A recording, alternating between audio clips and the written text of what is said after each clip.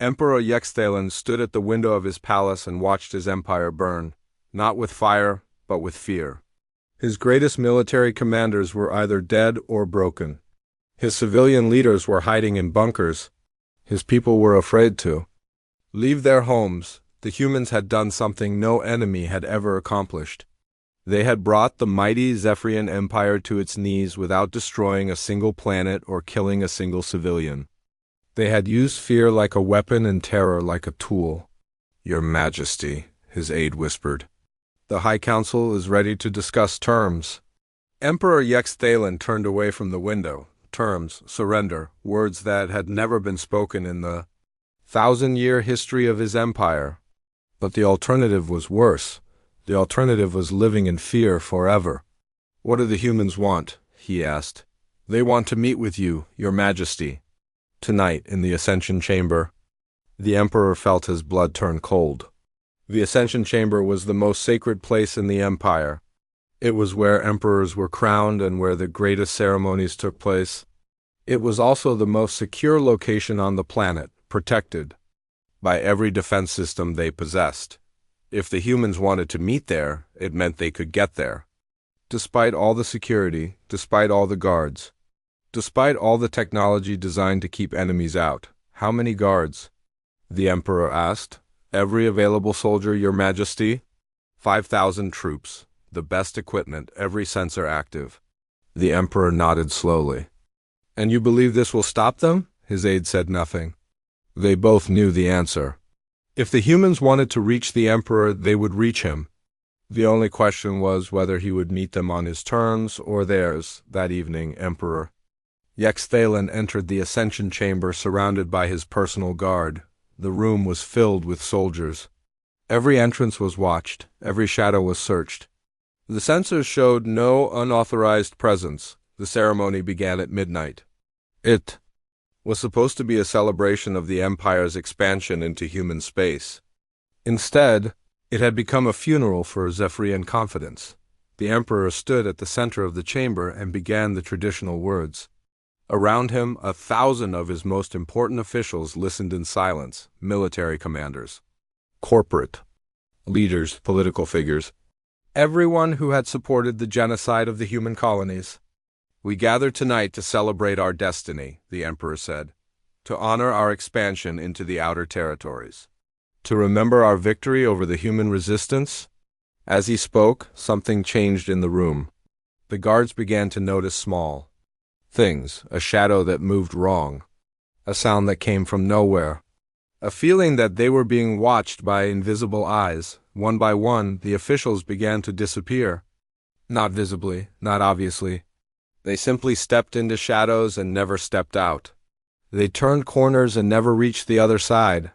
They walked toward exits and vanished like smoke. The guards searched frantically, but they found nothing. No bodies, no signs of struggle. No trace of where the missing people had gone. The officials were simply gone, as if they had never existed. Emperor Yexthalon continued speaking, but his voice began to shake. He could see his audience shrinking. One moment there were 1,000 people listening to him. The next moment there were 800, then 600, then 400. The guards reported nothing. The sensors detected nothing. But people kept disappearing. Finally, only the Emperor remained. He stood alone in the vast chamber, surrounded by empty seats and confused guards. Every official who had supported the genocide was gone, vanished, erased. 2 figures stepped out of the shadows at the far end of the chamber. They walked slowly toward the Emperor, their footsteps echoing in the silence. The guards raised their weapons, but the figures ignored them completely. Marcus Kane and Elena Volkov had come to collect their debt. "Your Majesty," Marcus said, his voice carrying clearly through the chamber. "We need to talk." The guards opened fire. Their plasma bolts passed through empty air. The 2 humans had moved faster than Zephyrian eyes could follow. They appeared beside the Emperor as if they had teleported. "Impossible," the Emperor whispered. 88 million humans thought their deaths were impossible too, Elena replied. "They were wrong, just like you." Marcus gestured to the empty chamber. "Your officials are alive." For now, They're being held in a place where they can think about what they've done. Whether they stay alive depends on what happens next. Emperor Yextalin tried to maintain his dignity, but his hands were shaking. What do you want?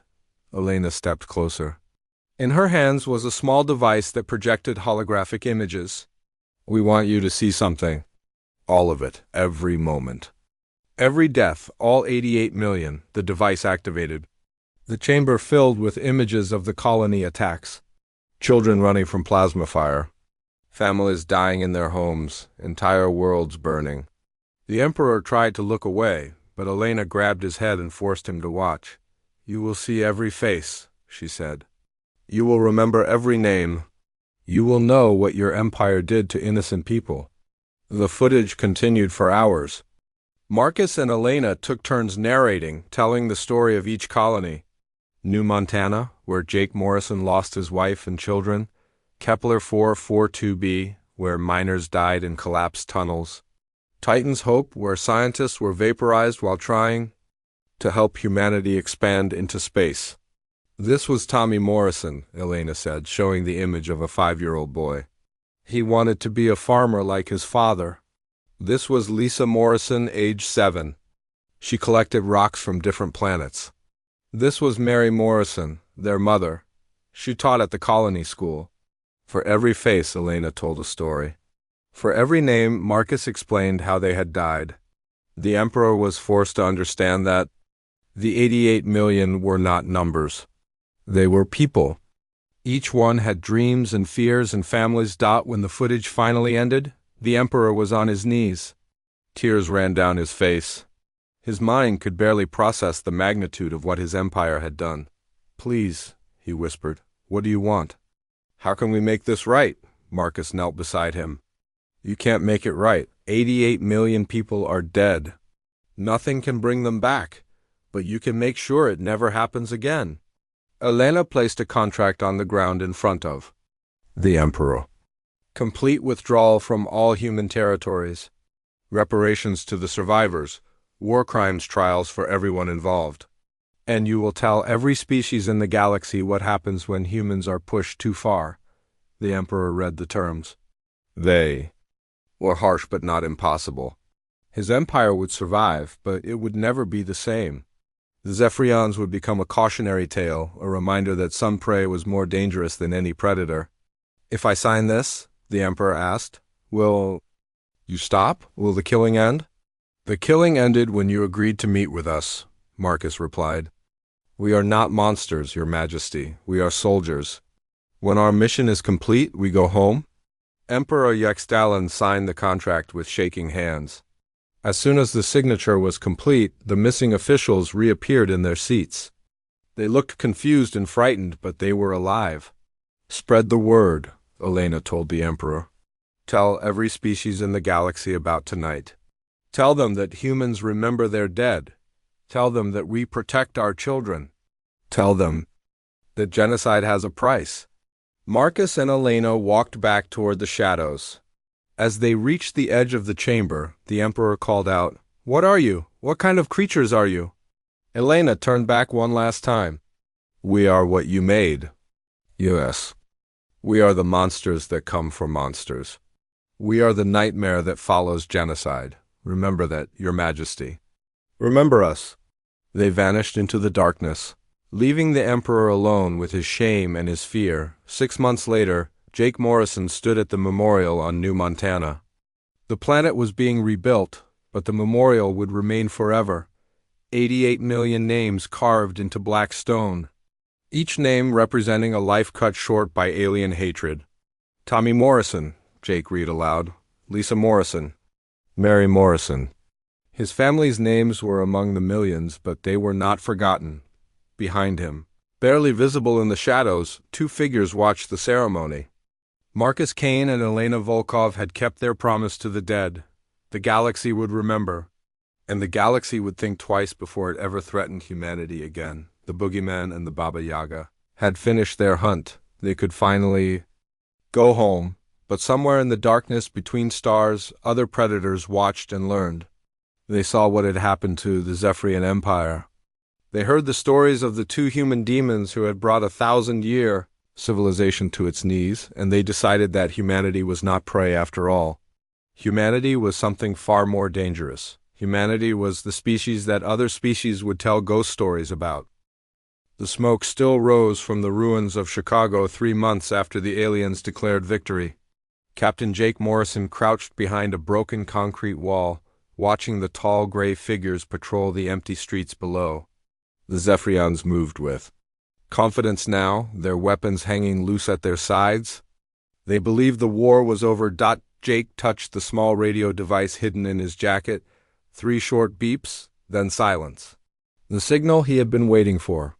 He turned to the woman beside him, Dr. Lisa Hamilton, who clutched a worn notebook against her chest. "They're ready," Jake whispered. Lisa nodded, her brown eyes fierce despite the dirt on her face. "The samples I took from their medical station show something important. Their blood cannot handle certain Earth bacteria.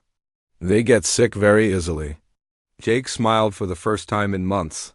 How sick? Sick enough to matter. Across the city, in what used to be the old subway tunnels, Commander Alex Torres sat in front of a wall of stolen alien communication equipment. Green lights blinked in patterns that would have meant nothing to most humans. But Alex had spent the last 3 months learning the enemy's language, and now he could understand their radio messages. "All units, this is command," he spoke into his microphone. "The package is ready for delivery. Miles away, in what the aliens thought was an abandoned warehouse."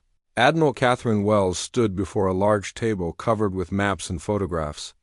The Zephyrians believed she had died at the Battle of Titan's Gate along with most of Earth's fleet. They were wrong.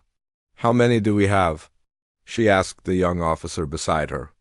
47 cells in this city alone, Admiral. Each one has at least 20 people. Chicago, New York, Los Angeles, Houston, they all report ready." Catherine looked at the map showing alien positions across Earth. Red dots marked their bases. Blue dots showed human resistance groups. There were far more blue dots than the aliens knew about. "Send the message," she said.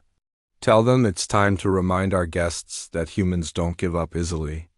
In the Alien Command Center downtown, General Vex then reviewed reports from across the galaxy. The Zephyrian Empire had claimed dozens of human worlds, and their allies had divided up the rest. The humans were defeated, scattered, and no longer a threat. "General," his aide approached with a data tablet. "The occupation forces report all quiet. No resistance activity in the past week." Vexthan's 4 eyes blinked slowly. "Good. The humans were brave, but they lacked the wisdom to know when they were beaten. Now they understand." He was wrong. Back in the tunnels, Lisa Hamilton worked by the light of a small lamp, mixing chemicals in glass containers. The alien blood samples she had stolen glowed faintly green in the test tubes. She had discovered something the enemy never expected. Their perfect immune systems that protected them from most diseases had a fatal weakness. "Earth bacteria," she muttered to herself. "They never evolved with it. Their bodies don't know how to fight it." Jake Morrison appeared at her shoulder. "Will it work?" "It should. But we need to get it into their water supply, their food, their air systems, and we need to do it everywhere at once." Jake nodded. Alex has been listening to their communications. "They're planning some kind of celebration tomorrow?" "Victory. They call it. Most of their forces will be in the main bases." Lisa's hand stopped moving. "Perfect. When they're all together, we hit them hard." In the alien base, Vexthan was indeed planning a celebration. The Empire had ordered all occupied worlds to hold victory ceremonies. It would show the galaxy that the Zephyrians were the new masters and that resistance was hopeless.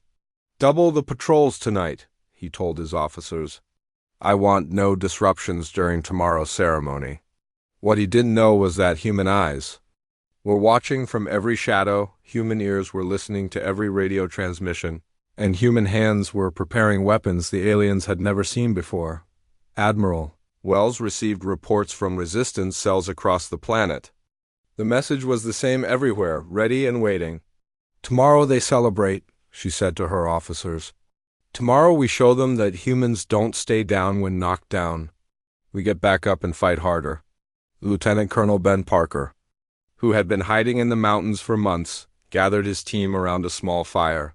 They had been living like ghosts, striking at enemy supply lines and disappearing before the aliens could respond. "Remember," he told them, "we hit fast and hard, then vanish. Don't try to be heroes. Stay alive. Keep fighting. This war is far from over."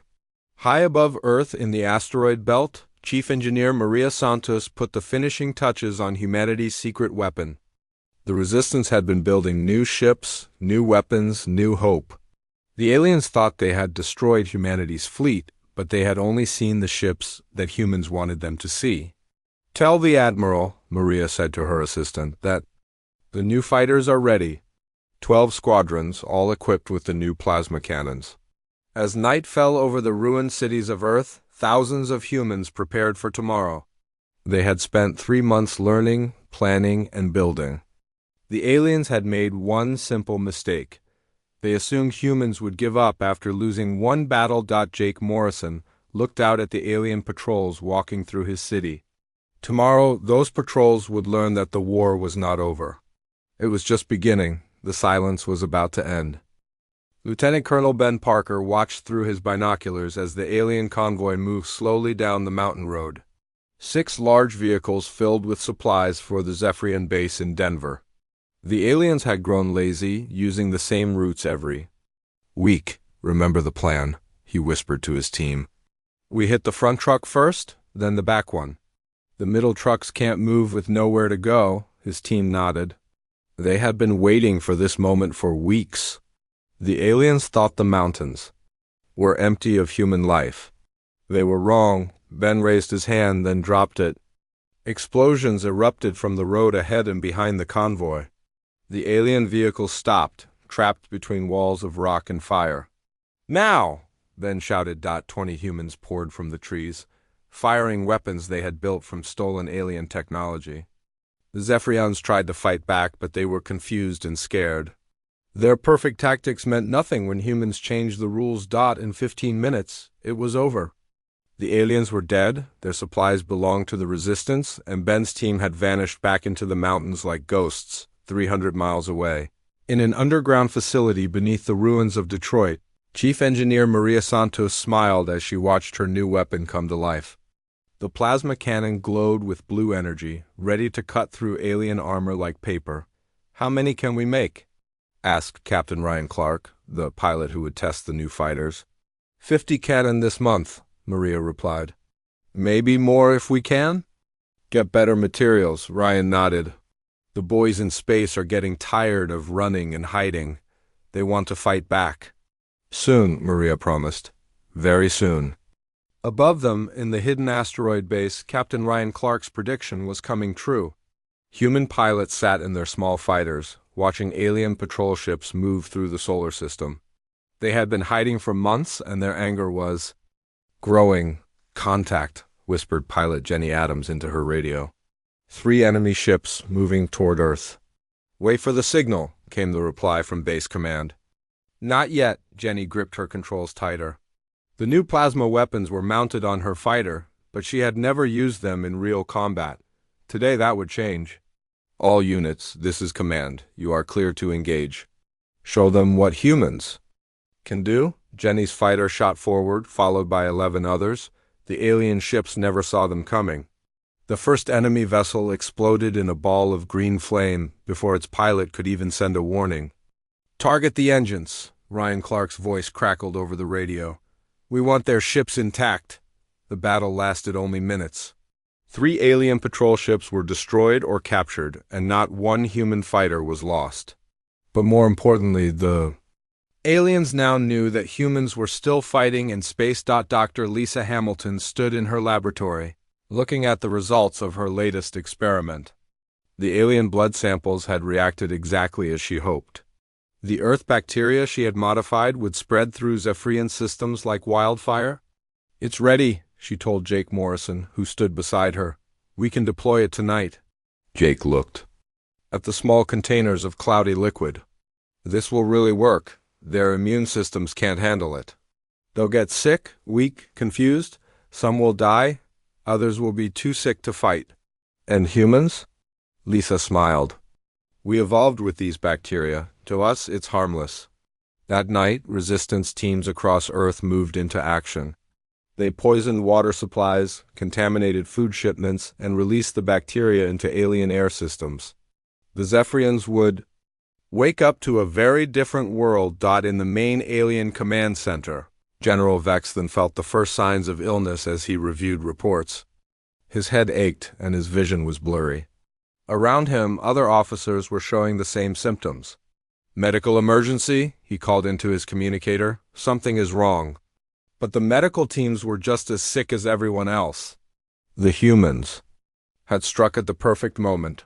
When the aliens were celebrating their victory and their guard was down, Commander Alex Torres listened to the alien radio channels with growing satisfaction. Panic filled their communications as base after base reported the same thing.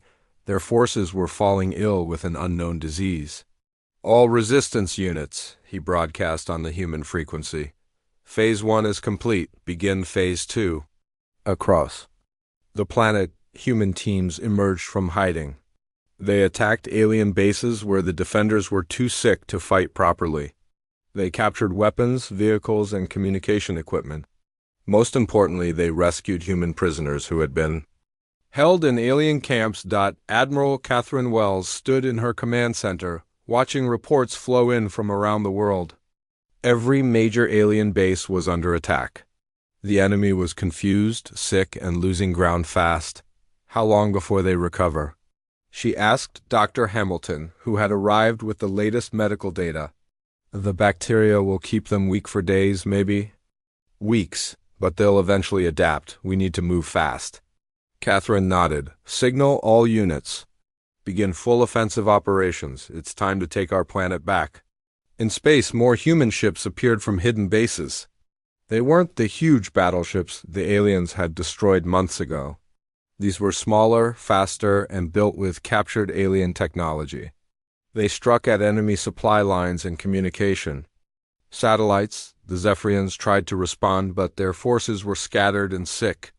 Every time they gathered enough ships to mount a counterattack, human fighters would appear from nowhere, strike hard, and disappear.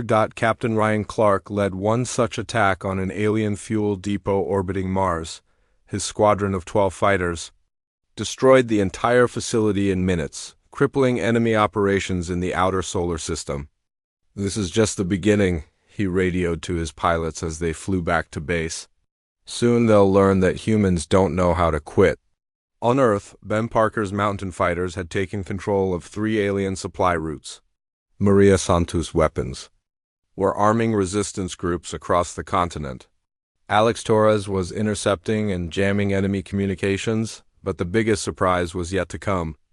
As General Vex then lay sick in his command center, trying to understand how the humans had turned the tables so quickly, he received a message that chilled him to his core. This is Admiral Catherine Wells of the Earth Defense Force, you thought. You had won. You thought we were defeated. You were wrong. The war is just beginning, and this time, we're fighting on our terms. The Zephyrians had made a fatal mistake. They had underestimated human determination, human cleverness, and human rage. Now they would learn that when humans are pushed to the edge, they don't fall off, they push back. General Paul Anderson stepped out of the hidden bunker where he had been waiting for 6 months. The world above looked different now. Human flags flew over buildings that had been under alien control just weeks before. The plan was working perfectly. Status. Report, he said to Captain Nina Rodriguez, who had just landed her fighter on the makeshift runway. 17 alien bases captured in the last week, Nina replied, pulling off her helmet. Their forces are scattered and confused. They don't know where to focus their defenses. Paul nodded. The aliens still believed he had died at the battle of Titan's Gate, along with most of Earth's military leaders. That was exactly what he wanted them to think. The Zephyrians are calling for reinforcements from their home system, Nina continued. They're finally realizing this isn't just a small rebellion. Good, let them bring more ships. We're ready for them. Nina looked surprised. Sir, they're talking about sending their entire battle fleet. Thousands of ships, Paul smiled. Captain, The Battle of Titan's Gate was not a defeat. It was a withdrawal. We wanted them to think they had won so they would spread their forces thin across the galaxy. Now they're about to learn what human military planning really looks like. In the underground research facility, Dr. Kevin Mitchell stared at the alien. Faster-than-light engine they had captured? For weeks, his team had been taking it apart, learning how it worked, and finding ways to make it better. "I think I understand it now," he told his assistant. "Their engines are powerful, but they're not very smart. They can only jump to places they've been before? And ours?" Kevin grinned. "Our version can jump anywhere we want. We don't need to visit a place first. We just need to know where it is." This was the breakthrough they had been waiting for. Human ships could now appear anywhere in the galaxy without warning. The aliens would never see them coming. Commander Steve Johnson stood on the bridge of the UES Liberty, humanity's newest battleship. It looked nothing like the old Earth Defense Force vessels. This ship was built with stolen alien technology but improved with human engineering. "How many ships do we have ready?" he asked his navigation officer. 47 battleships, 200 cruisers, and over 1,000 fighters, came the reply, all equipped with the new plasma weapons and jump drives. Steve looked out at the hidden fleet assembled in the asteroid belt. 6 months ago, the aliens thought they had destroyed humanity's space forces. They had no idea that humans had been building this fleet in secret for years. "Signal all ships," he ordered. "Operation Thunderstrike begins in 1 hour." Captain Nina Rodriguez climbed into her fighter, part of the new Ghost Squadron. These ships were painted black and equipped with the most advanced stealth technology humans had ever built. They could slip past alien sensors like shadows. "Remember," she told her pilots over the radio, "we hit their command ships first. Without leadership, their fleet will panic."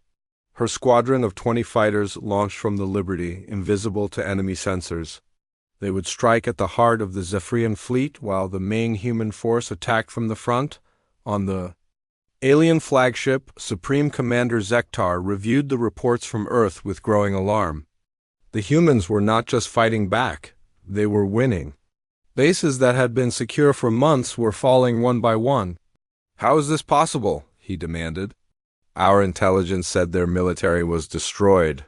His aide, still weak from the bacterial infection, struggled to stand. "Sir, it appears we were deceived. The humans seem to have been planning this for a long time." Zektar's 4 eyes narrowed. "Impossible. No species is that devious." He was about to learn just how wrong he was. Dr. Kevin Mitchell's new jump drive technology was being installed on every human ship. The first test came when Steve Johnson's fleet appeared directly behind the Zephyrian reinforcement fleet, catching them completely by surprise. "All ships, open fire," Steve commanded. The alien fleet was arranged in perfect formation, designed to look impressive and intimidating. But their tight formation became a weakness when human plasma cannons began cutting through their ships. Like knives through paper, Nina Rodriguez's Ghost Squadron struck at the same moment, their fighters appearing inside the enemy formation. The alien command ship exploded before its captain could even issue orders. "This is impossible," Zektar screamed as his flagship shook under human fire. "They can't be everywhere at once." But they were. Human ships appeared in 12 different star systems simultaneously, striking at alien bases, supply lines, and patrol fleets. The coordination was perfect, the timing flawless. On Earth, General Paul Anderson watched the battle reports with satisfaction. "Signal all ground forces. Begin the final assault on remaining alien positions." The humans had learned from their enemies. They used alien weapons, alien technology, and alien tactics. But they added something the aliens didn't have: creativity, unpredictability, and the absolute refusal to surrender. Ben Parker's mountain fighters had grown into a full army, equipped with captured alien vehicles and weapons. They rolled down from the hills like an avalanche, sweeping away the remaining enemy forces. Maria Santos weapons factories were now producing more plasma cannons than the aliens could build. Human forces were better armed than their enemies. For the first time in the war, Alex Torres had broken the alien communication codes completely. He was now sending false orders to enemy units, causing them to fight each other or withdraw from strong positions. The Zephyrian Empire was discovering that they had not conquered humanity, they had awakened it. Every human death had created 10 more fighters. Every destroyed city had become a symbol of resistance. "Sir," Nina Rodriguez reported to General Anderson after another successful mission, "the aliens are starting to retreat from the outer colonies. They're pulling back to defend their core worlds." Pol nodded. Phase 3 complete. "Signal the fleet. It's time to take the fight to them." As human ships jumped toward alien space, carrying the war to the enemy's doorstep, a message was broadcast. Across the galaxy, it was Admiral Catherine Wells speaking to every species that had allied with the Zephyrians. "You thought the war was over when you divided up our worlds among yourselves. You thought humans were defeated and broken. You were wrong. We are coming for our colonies, our people, and our future. Those who stand with us will be welcomed. Those who stand against us will learn why you should never underestimate the human spirit." The galaxy was about to discover that humanity's greatest strength was not their technology or their weapons. It was their ability to turn defeat into victory, to make allies from enemies, and to never, ever give up. The war was far from over. It was just getting started. President Carol Thompson stood before the galaxy's most powerful communication array, built in secret on the dark side of Earth's moon. For 50 years, she had been planning for this moment. Today, the truth would finally be revealed. "Citizens of the galaxy," she began, her voice reaching every inhabited world, "you have been told that humanity was defeated.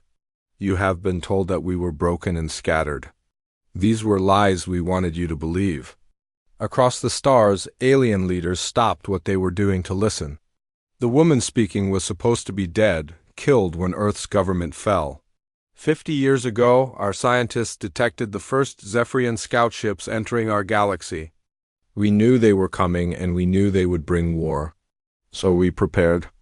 Admiral Danny Foster watched the broadcast from the bridge of his flagship, the UES Vengeance. Around him, the largest human fleet ever assembled waited in the shadows. Beyond Pluto, ships that had been built in hidden shipyards, crewed by people who had trained in secret for decades. "We did not just prepare weapons," President Thompson continued. "We prepared our people. Every human colony, every space station, every ship that you thought was destroyed, they were all part of our plan." Dr. Amanda White sat in the presidential bunker, surrounded by files and documents that told the real story of the war. She had spent months putting together the evidence, and now it was time to share it. "The Battle of Titan's Gate was not our defeat," Amanda said into her own microphone, adding to the president's broadcast. "It was our greatest victory. We made the Zephyrians believe they had won, so they would spread their forces thin across the galaxy." On the Zephyrian homeworld, Supreme Leader Vex Moran watched the human broadcast with growing horror. His military advisors stood around him, their faces showing the same shock and fear. "This is impossible," he said. "Our intelligence reported that their government was destroyed, their military scattered." "Sir," his intelligence chief replied, "it appears that everything we knew about the humans was false. They have been planning this deception for decades." Captain Luke Bennett crouched in the ventilation shaft above the Zephyrian High Command Center on Proxima Centauri. He had been here for 3 days, waiting for this moment. His team of 12 Special Forces soldiers was positioned throughout the building. "All units, this is Ghost Leader," he whispered into his radio.